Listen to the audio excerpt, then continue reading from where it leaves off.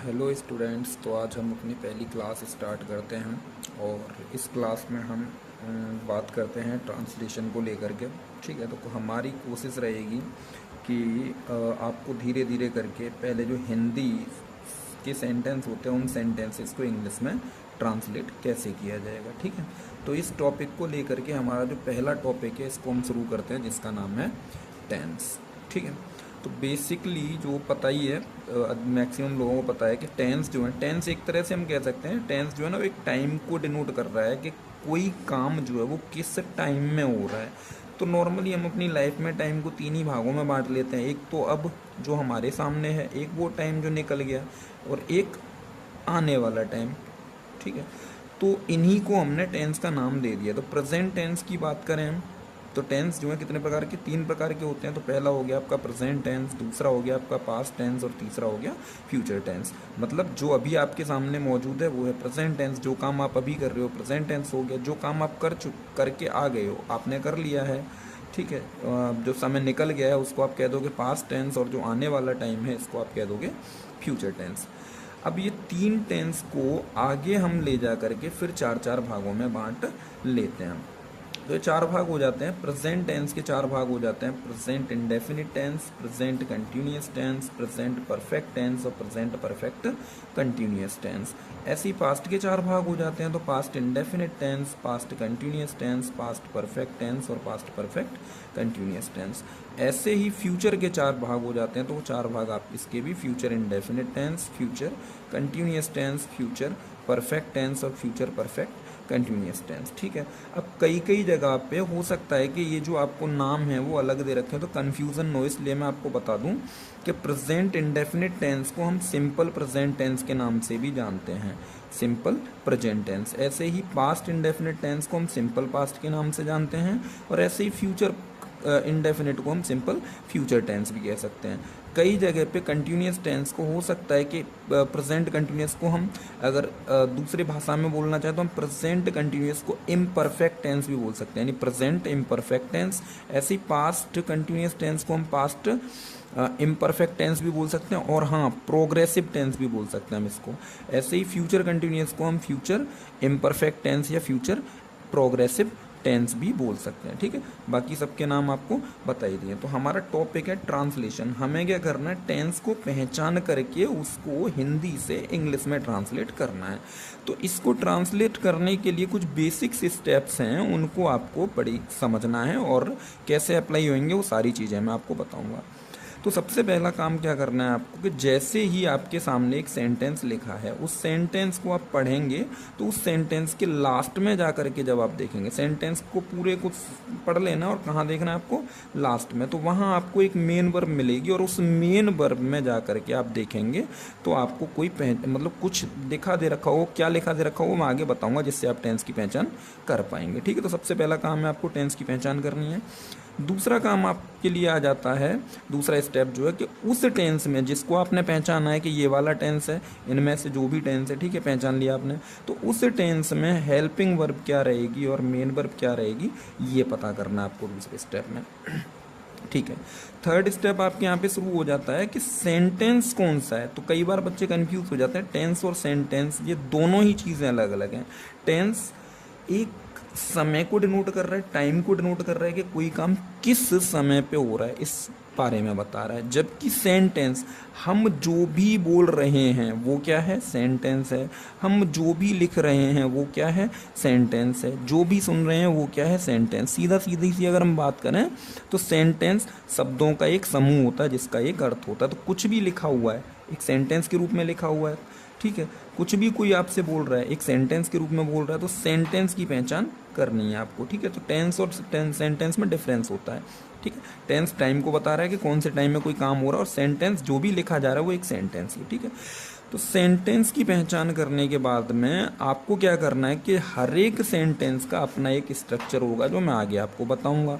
ठीक है, उस स्ट्रक्चर को आपको अप्लाई कर देना है, और वो सारे टेंसों में हमेशा सेम रहेगा। तो सेंटेंस स्ट्रक्चर तो आपको लाइफ में एक बार याद करने हैं, और बहुत छोटे छोटे से होते हैं, बहुत जल्दी आपको याद भी हो जाएंगे। ठीक है, तो आगे चलते हैं। अब देखिए इंग्लिश सीखनी है तो निश्चित तौर पे वर्ड मीनिंग्स आपको ज़्यादा से ज़्यादा याद होने चाहिए। ठीक है, तो अब हम इन स्टेप्स को बारी बारी से समझने की कोशिश करते हैं। तो पहला जो स्टेप है हमारे यहाँ पे वो है हमें टेंस की पहचान करना। तो टेंस की पहचान कैसे करेंगे सेंटेंस से, ये सबसे पहले हमें समझना है। चलिए तो चलते हैं नेक्स्ट पेज पर।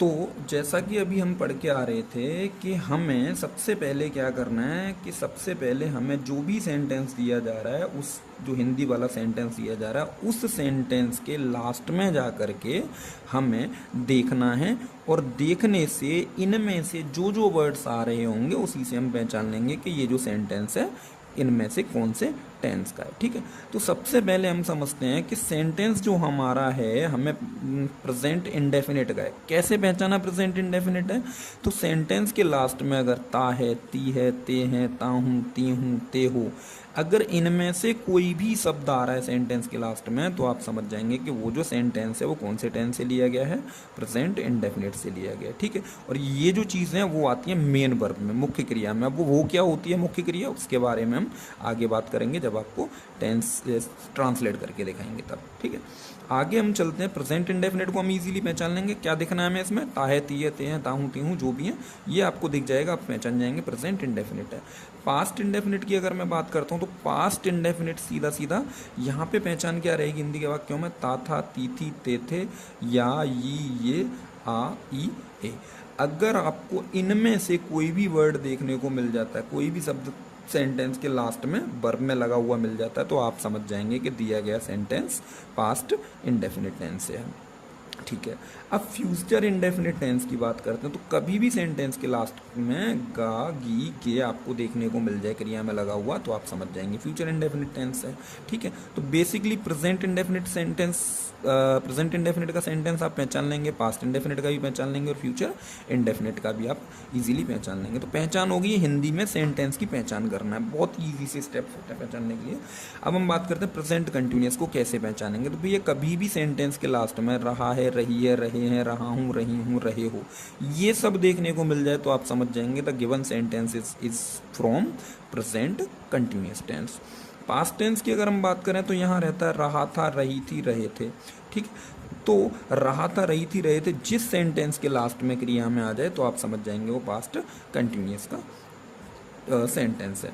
फ्यूचर कंटिन्यूअस की बात करें तो फ्यूचर कंटिन्यूअस में आपको देखने को मिलेगा रहा होगा, रही होगी, रहे होंगे, रहा होगा, रही होंगी, ये सारी चीज़ें आपको सेंटेंस में लास्ट में क्रियाओं में देखने को मिलेगा। आगे हम चलते हैं प्रेजेंट परफेक्ट की ओर। तो प्रेजेंट परफेक्ट की जो हिंदी वाक्यों में पहचान रहेगी वो रहेगा वर्ब के लास्ट में, क्रियाओं के अंत में चुका है, चुकी है, चुके हैं, या है, ये है, आ है, ई है, ए है। अगर इनमें से कुछ आपको देखने को मिल जाता है तो आप समझ जाएंगे कि दिया गया सेंटेंस प्रेजेंट परफेक्ट टेंस का है। ठीक है, तो हमें केवल क्या करना है, स्टेप्स को फॉलो करना है। तो पहला स्टेप क्या है हमारा, टेंस को पहचानना कि जो सेंटेंस दिया गया है वो किस टेंस का है। ठीक है, तो अब हम चलते हैं पास्ट परफेक्ट की। तो कभी भी सेंटेंस के लास्ट में क्रियाओं के अंत में आपको चुका था, चुकी थी, चुके थे, या था, ई थी, ये थे, आ था, ई थी, ए थे, ये सारी चीज़ें अगर आपको मिल जाती हैं सेंटेंस में लास्ट में देखने के लिए तो आप कह देंगे कि दिया गया सेंटेंस पास्ट परफेक्ट टेंस का है। ठीक है, अब हम फ्यूचर परफेक्ट की बात करते हैं। तो सेंटेंस के लास्ट में कभी भी चुका होगा, चुकी होगी, चुके होंगे, या होगा, ये होगी, ये होंगे, आ होगा, ई होगी, ए होंगे। अगर ये सारी चीज़ें आपको देखने को मिल जाती हैं तो आप समझ जाएंगे कि दिया गया सेंटेंस जो है वो फ्यूचर परफेक्ट का है। अब हम बात करते हैं प्रेजेंट परफेक्ट कंटिन्यूअस की। तो प्रेजेंट परफेक्ट कंटिन्यूअस टेंस की जो हिंदी में पहचान रहेगी वो रहेगी रहा है, रही है, रहे हैं, रहा हूँ, रही हूँ, रहे हो, वर्ब के लास्ट में आपको देखने को मिलेगा। ठीक है, अब यही पहचान आपकी प्रेजेंट कंटिन्यूअस में भी रही थी, लेकिन इसमें और इसमें दोनों में एक डिफरेंस है कि यहाँ पे जो काम हो रहा है वो उसका कोई पार्टिकुलर टाइम नहीं दे रखा, लेकिन यहाँ पे क्या है, जब काम हो रहा है उस काम को करने का समय दिया जाएगा, और इसमें साथ में समय के साथ में एक शब्द जुड़ा होगा जो होगा से। ठीक है, सुबह से, रात से, दिन से। जैसे ये एक एग्जांपल ले लेते हैं, वह पढ़ रहा है, प्रेजेंट कंटिन्यूअस, वह सुबह से पढ़ रहा है, प्रेजेंट परफेक्ट कंटिन्यूअस। ठीक है, ऐसे ही पास्ट परफेक्ट कंटिन्यूस टेंस की बात करें तो यहाँ पे पहचान रहेगी वर्ब के लास्ट में, क्रियाओं के अंत में मिलेगा आपको रहा था, रही थी, रहे थे। तो जहाँ पे रहा था, रही थी, रहे थे देखने को मिल जाए, आप क्या कह दोगे, दिया सेंटेंस कौन सा है, कहाँ से लिया गया, कौन से टेंस से लिया गया, पास्ट परफेक्ट कंटिन्यूस टेंस है। फ्यूचर कंटिन्यूस टेंस की, फ्यूचर परफेक्ट कंटिन्यूस टेंस की अगर मैं बात करूँ तो यहाँ पे आपको देखने को मिलेगा रहा होगा, रही होगी, रहे होंगे, रहा होगा, रही होंगी। ठीक है, बिल्कुल फ्यूचर कंटिन्यूस की तरह, लेकिन काम को करने का समय दिया जाता है। तो फर्स्ट स्टेप हमारा ये था कि हमें टेंस की पहचान करनी है।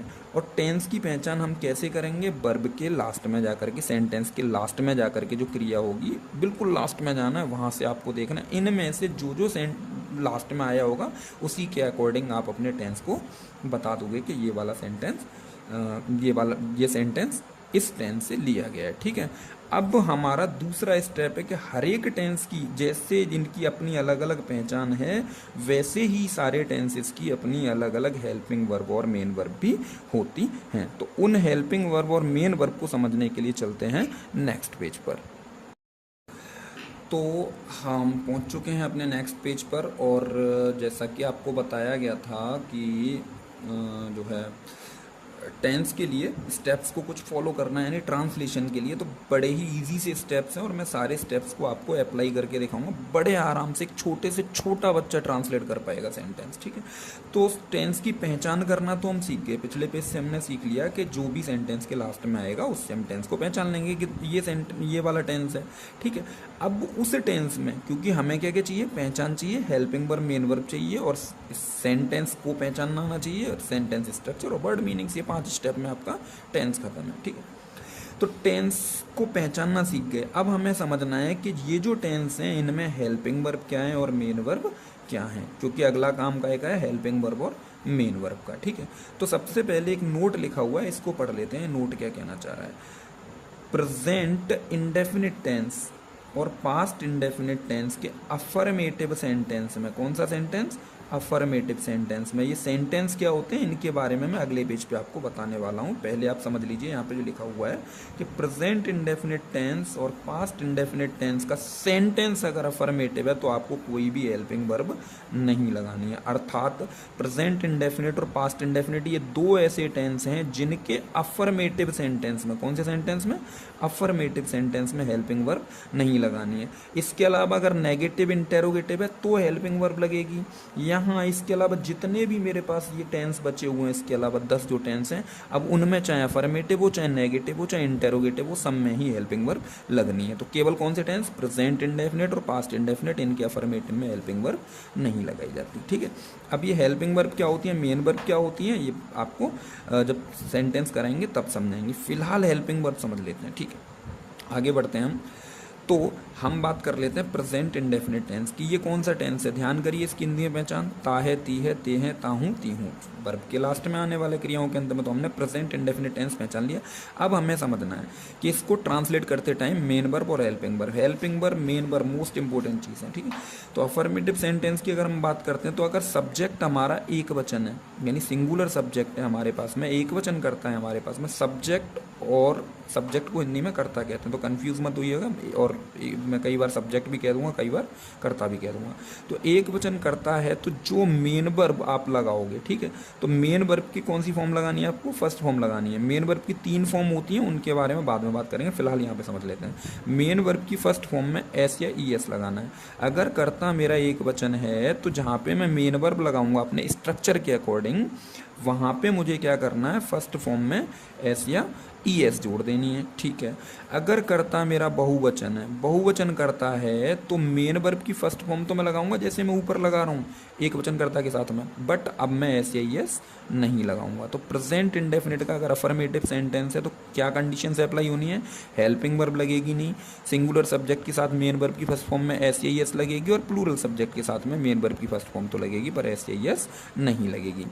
वहीं प्रेजेंट इंडेफिनिट का सेंटेंस इस बार हो गया नेगेटिव या फिर फिर इंटेरोगेटिव। अब प्रेजेंट इंडेफिनिट का सेंटेंस नेगेटिव या इंटेरोगेटिव हो जाता है तो अब हेल्पिंग वर्ब लगेगी। अब वो हेल्पिंग वर्ब क्या रहेगी, अगर एक वचन करता है तो हेल्पिंग वर्ब रहेगी डज, और बहुवचन करता है तो हेल्पिंग वर्ब रहेगी डू। ठीक है, मेन वर्ब क्या रहेगी, मेन वर्ब की फर्स्ट फॉर्म रहेगी। ठीक है, मेन वर्ब की फर्स्ट फॉर्म का उपयोग करते हैं। तो प्रेजेंट इंडेफिनिट की क्या कंडीशन है हेल्पिंग वर्ब मेन वर्ब को लेकर के आपको समझ आ गई। अफर्मेटिव में हेल्पिंग वर्ब है नहीं, और नेगेटिव इंटेरोगेटिव में हेल्पिंग वर्ब डज और डू है। ठीक है, पास्ट इंडेफिनिट की बात करता हूँ, इसके बारे में भी कहा है कि यहाँ पे भी हेल्पिंग वर्ब नहीं लगेगी पास्ट इंडेफिनिट के अफर्मेटिव में। ठीक है, तो पास्ट इंडेफिनिट के अफर्मेटिव में हेल्पिंग वर्ब तो लगनी नहीं है। तो यहाँ पे चाहे सब्जेक्ट सिंगुलर हो चाहे प्लूरल हो, कोई भी सब्जेक्ट हो, आपको मेन वर्ब की सेकंड फॉर्म का प्रयोग करना है हमेशा। ठीक है, कोई भी सब्जेक्ट हो, चाहे सिंगुलर हो चाहे प्लूरल हो, क्योंकि प्रेजेंट इंडेफिनिट और पास्ट इंडेफिनिट के अफर्मेटिव में हेल्पिंग वर्ब नहीं लगती। तो यहाँ पे क्लियर समझ लेना इस चीज़ को। अब बात करते हैं पास्ट इंडेफिनिट का नेगेटिव सेंटेंस आ जाए या फिर इंटेरोगेटिव सेंटेंस आ जाए। अब क्या करें, अगर पास्ट इंडेफिनिट का सेंटेंस नेगेटिव है या इंटेरोगेटिव है तो हेल्पिंग वर्ब लगाएंगे। तो वो हेल्पिंग वर्ब क्या रहेगी, इसमें कोई भी सब्जेक्ट हो, चाहे सिंगुलर हो चाहे प्लूरल हो, हेल्पिंग वर्ब रहेगी डिड, और मेन वर्ब की लगाएंगे फर्स्ट फॉर्म। ठीक है, तो प्रेजेंट इंडेफिनिट और पास्ट इंडेफिनिट ये दो ऐसे टेंस हैं जिनमें अफर्मेटिव में किसी भी हेल्पिंग वर्ब का प्रयोग नहीं किया जाता। बाकी सब में ही हेल्पिंग वर्ब का प्रयोग किया जाता है। इनके भी नेगेटिव और इंटरोगेटिव में हेल्पिंग वर्ब यूज होती है। अब हम बात कर लेते हैं फ्यूचर इंडेफिनिट टेंस की। तो फ्यूचर इंडेफिनिट टेंस कौन सा टेंस है भाई, जिसकी पहचान थी गा गी गे। हिंदी में तो पहचान लिया हमने, चलो इंग्लिश में भी पहचान लेते हैं इसको। तो गा गी गे वाला सेंटेंस यानी फ्यूचर इंडेफिनिट टेंस में आपको हेल्पिंग वर्ब क्या लगानी है, सब्जेक्ट आपका आई है और वी है तो आपको हेल्पिंग वर्ब लगा देनी है सेल, और इसके अलावा कोई और सब्जेक्ट है, ठीक है, कोई अन्य करता है तो आपको हेल्पिंग वर्ब रखनी है विल। मेन वर्ब की फर्स्ट फॉर्म का प्रयोग करते हैं आप यहाँ पे। ठीक है, आगे हम बढ़ के चलते हैं तो हम पहुँचते हैं प्रेजेंट कंटिन्यूअस टेंस पे। तो प्रेजेंट कंटिन्यूअस टेंस की जो हेल्पिंग वर्ब होती हैं वो सिंगुलर सब्जेक्ट के साथ में होती है इज, प्लूरल सब्जेक्ट यानी बहुवचनकर्ता के साथ में होती है आर, और आई के साथ में होती है हैम एम। तो सीधा सीधा कह सकता हूँ मैं प्रेजेंट कंटिन्यूअस की हेल्पिंग वर्ब नहीं मेरी इज आर एम। ठीक है, और इसमें मेन वर्ब में क्या होता है, तो प्रेजेंट कंटिन्यूअस में मेन वर्ब में फर्स्ट फॉर्म में आईएनजी का प्रयोग करते हैं। ठीक है, अब हम चलते हैं पास्ट कंटिन्यूअस की तरफ। तो पास्ट कंटिन्यूअस टेंस में एक वचनकर्ता और आई के साथ में आपको हेल्पिंग वर्ब रखनी है वॉज, और बहुवचनकर्ता के साथ में हेल्पिंग वर्ब लगानी है वर। या आप सीधा सीधा कह सकते हो कि पास्ट कंटिन्यूअस टेंस में हेल्पिंग वर्ब क्या रहेगी, वॉज और वर। मेन वर्ब की फर्स्ट फॉर्म में आईएनजी लगाते हैं। वहीं फ्यूचर कंटिन्यूअस की अगर मैं बात करूँ तो फ्यूचर कंटिन्यूअस में हेल्पिंग वर्ब आई और वी के साथ में सेल भी, और अन्य कर्ताओं के साथ में बिल भी रहती है। ठीक है, या मैं सीधा सीधा कह सकता हूँ फ्यूचर कंटिन्यूअस की हेल्पिंग वर्ब विल भी, सेल भी, और मेन वर्ब की फर्स्ट फॉर्म में आईएनजी। भाई एक चीज़ यहाँ पे नोट कर सकते हैं आप अपने दिमाग में कि कंटिन्यूअस टेंस जहाँ पे भी कंटिन्यूअस वर्ड आपको सुनाई दे जाए वहाँ पे आप समझ जाइएगा कि मेन वर्ब की फर्स्ट फॉर्म में आईएनजी। आप देख रहे होंगे प्रेजेंट कंटिन्यूअस हो, पास्ट कंटिन्यूअस हो और फ्यूचर कंटिन्यूअस हो, तीनों में ही फर्स्ट फॉर्म में आईएनजी का प्रयोग हो रहा है। चलिए आगे बढ़ते हैं। अब हम बात करते हैं प्रेजेंट परफेक्ट टेंस की। प्रेजेंट परफेक्ट टेंस की, तो प्रेजेंट परफेक्ट टेंस में जो हेल्पिंग वर्ब रहेगी वो एक वचनकर्ता के साथ में रहेगी हैज़, और बहुवचनकर्ता के साथ में रहेगी हैव। या सीधा सीधा कह सकते हैं प्रेजेंट परफेक्ट की हेल्पिंग वर्ब है हैज़ और हैव, और मेन वर्ब की थर्ड फॉर्म का प्रयोग करते हैं। ठीक है, अब आप बात करते हैं पास्ट परफेक्ट टेंस की। तो पास्ट परफेक्ट टेंस में सब्जेक्ट कोई भी हो, कोई लेना देना नहीं है, सब्जेक्ट से कोई प्रभाव नहीं पड़ने वाला। यहाँ पे हेल्पिंग वर्ब रहेगी आपके लिए हैड, और मेन वर्ब की थर्ड फॉर्म रहेगी। अब हम बात करते हैं फ्यूचर परफेक्ट टेंस की। तो फ्यूचर परफेक्ट टेंस में हेल्पिंग वर्ब रहेगी बिल हैव और सेल हैव। अब बिल हैव और सेल हैव कैसे लगेंगे ये ऊपर भी बताया जा चुका है। आई और बी के साथ में सेल हैव, बच्चे कुछ सब्जेक्ट्स के साथ में विल हैव, और मेन वर्ब की थर्ड फॉर्म का प्रयोग करते हैं। तो यहाँ पे भी आप नोट कर सकते हैं कि परफेक्ट टेंस में चाहे वो प्रेजेंट का हो, चाहे वो पास्ट का हो, चाहे वो फ्यूचर का हो, परफेक्ट में कौन सी फॉर्म यूज होनी है हमेशा, थर्ड फॉर्म, तीनों में ही। अब हम पहुँचते हैं अपने अगले टेंस पे जिसकी पहचान रही थी रहा है, रही है, रहे हैं, लेकिन इसमें टाइम दे रखा होता था आपको।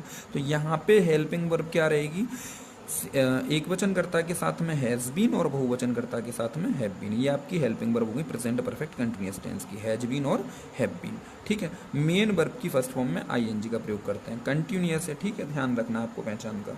अब हम बात करते हैं, यहाँ पे नोट लिखा हुआ है कि निश्चित समय के लिए, क्योंकि इस टेंस में समय भी आएगा सी के साथ में, तो निश्चित समय के लिए सिंस और अनिश्चित समय के लिए फॉर का प्रयोग करते हैं। अब ये निश्चित समय क्या होता है और अनिश्चित समय क्या होता है, जब आपको सेंटेंस ट्रांसलेट करेंगे इस टेंस के तब आपको समझाएंगे निश्चित समय क्या होता है, अनिश्चित समय क्या होता है। वीडियोस पूरे देखिएगा, पूरा एक आपको सीक्वेंस मिलेगा, पूरा एक सीरीज मिलेगी टेंस की।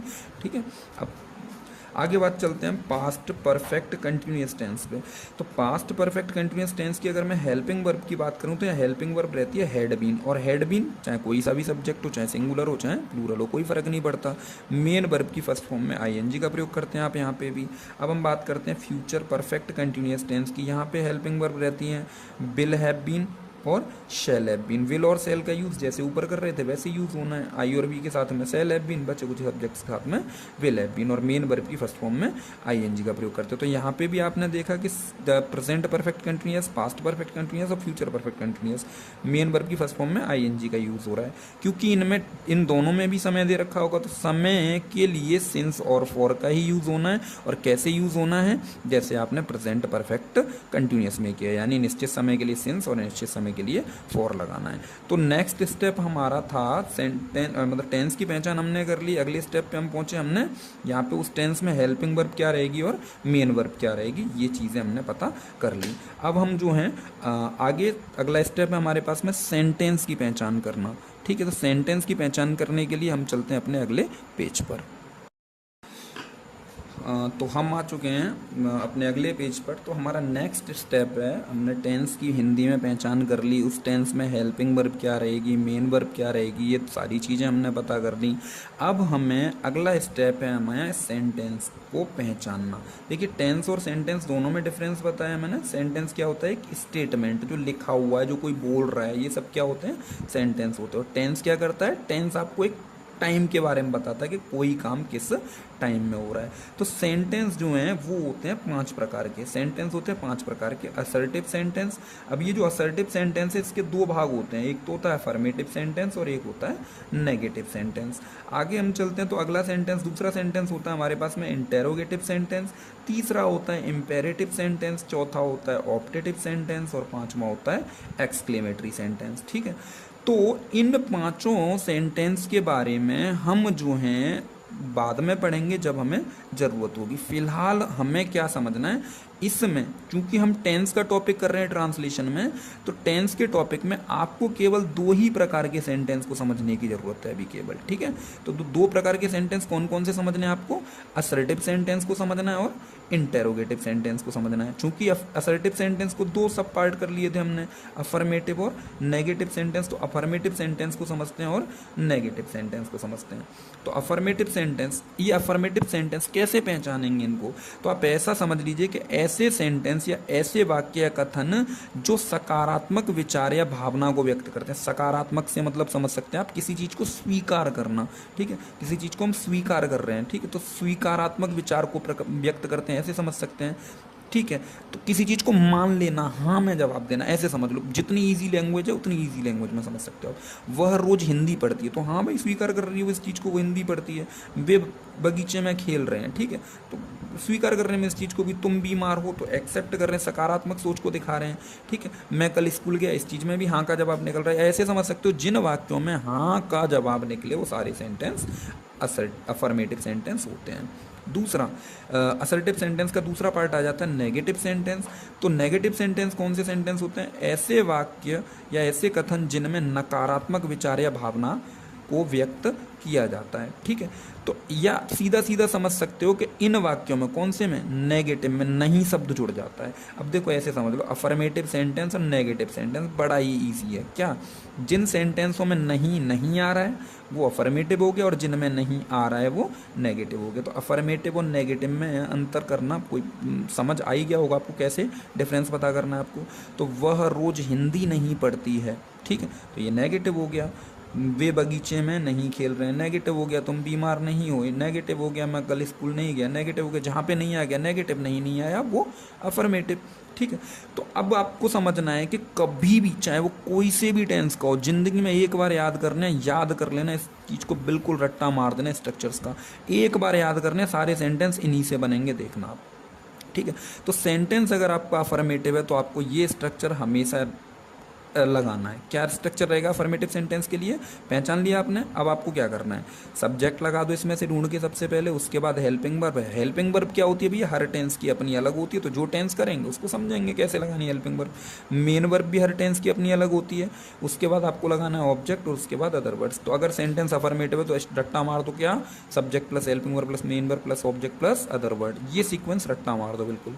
सेंटेंस अगर नेगेटिव है, ठीक है, तो नेगेटिव सेंटेंस है तो स्ट्रक्चर क्या रखना है आपको, सबसे पहले आपको सब्जेक्ट लगाना है, फिर हेल्पिंग वर्ब लगानी है, फिर नोट लगाना है, main verb object other word. यानी अगर सेंटेंस नेगेटिव होता है तो बिल्कुल स्ट्रक्चर का रट्टा मार दो, subject plus helping verb plus main verb plus subject plus helping verb plus note plus main verb plus object plus other words, ठीक है। तो असर्टिव सेंटेंस यानी अफर्मेटिव सेंटेंस और नेगेटिव सेंटेंस अगर आपके सामने आता है तो आप बड़े ही इजीली इस स्टेप को फॉलो करके आप उसको ट्रांसलेट कर सकते हैं, ठीक है। लेकिन ये आपको याद करने हैं, ये आप ध्यान रखिए, ठीक है। और कैसे अप्लाई करेंगे मैं बताऊंगा आपको। इंटेरोगेटिव सेंटेंस की अगर हम बात करते हैं तो इंटेरोगेटिव सेंटेंस ऐसे वाक्य होते हैं जिनमें प्रश्न पूछे जाने का बोध होता है। मतलब पढ़ते ही आपको ऐसा लगेगा जैसे कोई कुछ पूछ रहा है किसी से, ठीक है। जैसे कि वह रोज हिंदी कब पढ़ता है, भैया कह पूछ तो रहा है कब पढ़ता है, क्या वे बगीचे में खेल रहे हैं, तभी तो जवाब मिलेगा हाँ या ना। तो यहाँ पे प्रश्न हो रहा है क्या तुम बीमार हो, ये भी इंटेरोगेटिव हो गया, ठीक है। मैं कल स्कूल क्यों गया, ये भी कौन सा हो गया, इंटेरोगेटिव सेंटेंस हो गया। तो इंटेरोगेटिव सेंटेंस कौन से होते हैं, तो तीनों सेंटेंस को इजीली पहचान तो लोगे आप। जिनमें नहीं आ रहा है वो अफर्मेटिव, जिनमें नहीं आ रहा है वो नेगेटिव, और जिनमें प्रश्न पूछा जा रहा है वो इंटेरोगेटिव। सेंटेंस पहचानने में कोई दिक्कत नहीं होने वाली आप लोगों को, ठीक है। अब यहाँ पे हम बात करते हैं कि देखो अफर्मेटिव सेंटेंस का एक ही स्ट्रक्चर, नेगेटिव सेंटेंस का भी एक ही स्ट्रक्चर, लेकिन इंटेरोगेटिव सेंटेंस की अपनी अलग अलग कंडीशंस होती हैं। तो क्या कंडीशन है, पहली कंडीशन पढ़ते हैं हम इंटेरोगेटिव की। तो इंटेरोगेटिव का वाक्य अगर क्या से शुरू हो रहा है, जैसे कि ये हो रहा है या ये हो रहा है, अगर वाक्य क्या से शुरू हो रहा है तो आपको स्ट्रक्चर कुछ ऐसे रखना है। सबसे पहले आपको हेल्पिंग वर्ब लगानी है, फिर सब्जेक्ट लगाना है, फिर मेन वर्ब, फिर ऑब्जेक्ट, फिर other word. Interrogative question mark compulsory, affirmative negative full stop last में, ठीक है। तो अगर वाक्य क्या से शुरू हो रहा है तो आपको स्ट्रक्चर क्या रखना है, helping verb plus subject plus main verb plus object plus other words, ठीक है। आगे बढ़ के चलते हैं। अब अगली कंडीशन पे हम चलते हैं। तो अब इंटेरोगेटिव की दूसरी कंडीशन कहती है कि अगर वाक्य के बीच में सेंटेंस आपको दिया गया है, इंटेरोगेटिव है, पता तो लग ही जाएगा, जैसे ही पढ़ोगे तो पता लग जाएगा कोई कुछ पूछ रहा है। इंटेरोगेटिव और उनमें कोई क्वेश्चन वर्ड यानी प्रश्नवाचक शब्द, जैसे कि कब, कहाँ, क्यों, कैसे, क्या, इनमें से अगर कोई क्वेश्चन वर्ड या प्रश्नवाचक शब्द आ रहा है तो आपको क्या करना है, इसके लिए जो स्ट्रक्चर रहेगा वो कुछ ऐसे रहेगा। इनमें से जो भी क्वेश्चन वर्ड आया, प्रश्नवाचक शब्द आया, सबसे पहले उसकी अंग्रेजी आपको लगा देनी है। यानी कि पहले आपको क्वेश्चन वर्ड लगाना है, उसके बाद आपको हेल्पिंग वर्ब लगानी है, उसके बाद आपको सब्जेक्ट लगाना है, फिर मेन वर्ब लगानी है, ऑब्जेक्ट लगाना है, अदर वर्ड लगाना है। यदि आप सीधा सीधा कह सकते हो, यदि वाक्य के बीच में कोई प्रश्नवाचक शब्द आए तो स्ट्रक्चर क्या रहेगा, question word, helping verb, subject, main verb, object, other word. रट्टा मार दो इन स्ट्रक्चर्स का। इनको नेक्स्ट वीडियो से हम अप्लाई करना शुरू कर देंगे, ठीक है, इन सारे रूल्स को। अगली कंडीशन पे चलते हैं, इंटेरोगेटिव की पे, थर्ड पे। तो how much, how many, whose और विच, इनमें से कोई भी वर्ड आ जाता है सेंटेंस के अंदर तो इनके साथ में हमेशा इनसे रिलेटेड नाउन भी लगाए जाते हैं, बिल्कुल इनके साथ में, बिल्कुल चिपका के। मतलब कैसे, इसके लिए क्या स्ट्रक्चर होगा, question word plus noun plus helping verb plus subject plus main verb plus object plus other words, ठीक है। क्या हुआ, क्वेश्चन वर्ड के बाद में नाउन आ गया। तो स्ट्रक्चर्स में वही सारी चीज़ें हैं घूम फिर के, बस इनका क्या कर रहे हैं हम, सीक्वेंस चेंज हो रहा है बस, ठीक है। तो ध्यान रखना, बहुत ऐसी चीज़ नहीं है जो आप नहीं कर पाए, बहुत जल्दी कर लें, उतनी जल्दी आपको सारी जो है वीडियोस में समझ आने लगेंगी। नेक्स्ट फोर्थ कंडीशन इंटेरोगेटिव के हु वाले वाक्य को, हु यानी हु का हिंदी में मतलब होता है कौन, हु वाले वाक्य को अफर्मेटिव सेंटेंस के स्ट्रक्चर की तरह ही बनाते हैं। या आप कह सकते हो हु वाले वाक्य को अफर्मेटिव सेंटेंस के नियम से बनाते हैं। जो रूल अफर्मेटिव सेंटेंस में लगता है वही रूल कहाँ लगेगा, हु वाले सेंटेंस में। यहाँ पे ध्यान रखना है आपको, एक नोट लिखा है मैंने, हु एक क्वेश्चन वर्ड तो है ही है, प्रश्नवाचक क्योंकि पूछ रहा है, ठीक है, तो क्वेश्चन वर्ड तो है ही है, लेकिन इसके साथ साथ इसको ज़्यादातर सिंगुलर सब्जेक्ट के रूप में भी प्रयोग किया जाता है। तो हम ये भी कह सकते हैं कि हु एक प्रश्नवाचक शब्द होने के साथ साथ एक वचन कर्ता भी होता है, ठीक है।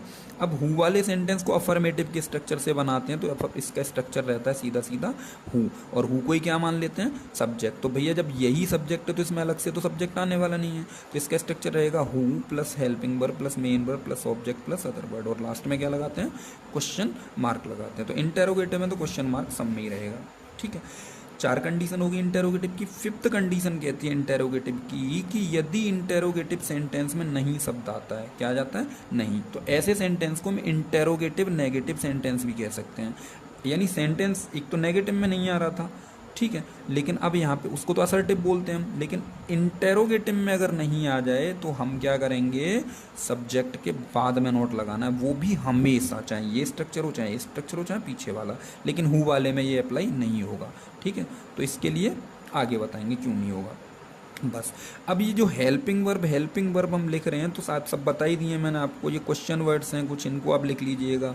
सेंटेंस में कई बार अपना अपनी अपने ये वर्ड्स आएंगे जब आपको सेंटेंस कराएंगे, तो उनके लिए हर बार अलग अलग मीनिंग लगती है, कैसे लगती हैं, सारी चीज़ें आप लिख लीजिएगा। सब्जेक्ट्स की जो बात करते हैं, सब्जेक्ट या तो सिंगुलर होगा या प्लूरल होगा, ठीक है। तो सिंगुलर में ही सी इट को डालते हैं ज़्यादातर, और प्लूरल में आई यू वी दे, इन सबको डालते हैं, ठीक है। तो मेरी तरफ से जो टेंस ट्रांसलेशन में टेंस का जो टॉपिक है, उसमें जो बेसिक स्टेप्स हैं उनको मैंने बता दिया है, और मैं चाहूँगा कि आप जो स्ट्रक्चर्स हैं इनको ज़रूर जल्दी से समझ लें और इनको याद कर लें। नेक्स्ट वीडियो में हम जो हैं आपको आपका पहला टेंस प्रेजेंट इंडेफिनिट टेंस के सेंटेंस आपको ट्रांसलेट करना सिखाएंगे। अगर मेरी ये पहला वीडियो है, अगर ये आपको वीडियो पसंद आया हो तो प्लीज़ लाइक एंड कमेंट जरूर कर दें, ठीक है। और अगर आपको लग रहा है कि कुछ और इम्प्रूवमेंट की ज़रूरत है, जो एक्सपीरियंस लोग हैं इम्प्रूवमेंट की ज़रूरत है, तो मुझे सजेशन कमेंट के थ्रू ज़रूर दें। और मेरा वीडियो देखने के लिए बहुत बहुत धन्यवाद।